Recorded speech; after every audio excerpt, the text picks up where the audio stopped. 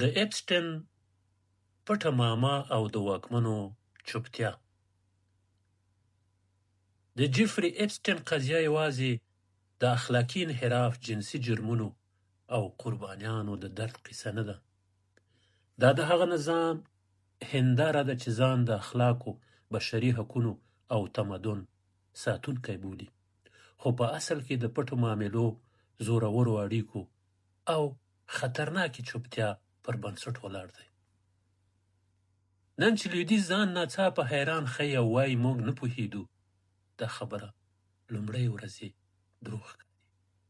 هغه ټولنه چې هره ورځ د نشه ورکولو، جبري اړیکو او د کمزورو د سپکاوي خبرونه پکې خپرېږي، څنګه کولی شي ځان ناپوهه وبولي؟ دا ناپوهي نه ده، دا قصدي سترګې پټول دي. په فرانسه او نورو اروپایي هیوادونو کې د ماشومانو او ښځو پر وړاندې وحشي جرمونه یوازې د عادي خلکو کار نه و. ډېر ځله عاملین د واک، سیاست او پیسو څښتنانو، خو یا خو خوشي شول او یا یې سزا یوازې پر کاغذ پاتې شوه. هماغه خلک چې تر پرون پورې د هر ډول اړیکې د ازادۍ تر شعار لاندې هر څه توجیه کول، نن د حافظې په ناڅاپي ناروغۍ اخته شوي. خو د اپسټن قضیه تر دې هم ژوره ده.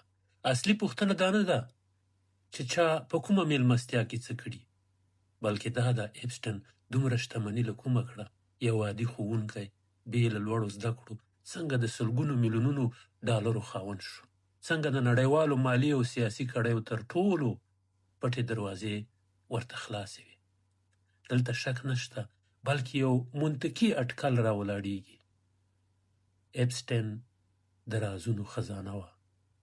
هغه رازونه چې د نړۍ د واکمنو، شتمنو او د رسنیزو امپراتوریو څښتنانو نه غوښتل افشا شي. پیسې د چوپتیا بیه وي. کله چې خبره اروپا ته رسیږي، نو لوی نومونه بیا راڅرګندېږي. هغه کورنۍ او مالي امپراتورۍ چې پیړۍ پیړۍ د دولتونو، بانکونو او سیاست تر شا کارونه خوځولي دي، هماغه کسان چې ولسمشرانو ته مستقیم زنګ وهي، حکومتونه جوړوي او ړنګوي، او بیا هم هیڅ وخت وضاحت نه ورکوي. ځکه د لوی پیسو قانون یو دی: چوپتیا.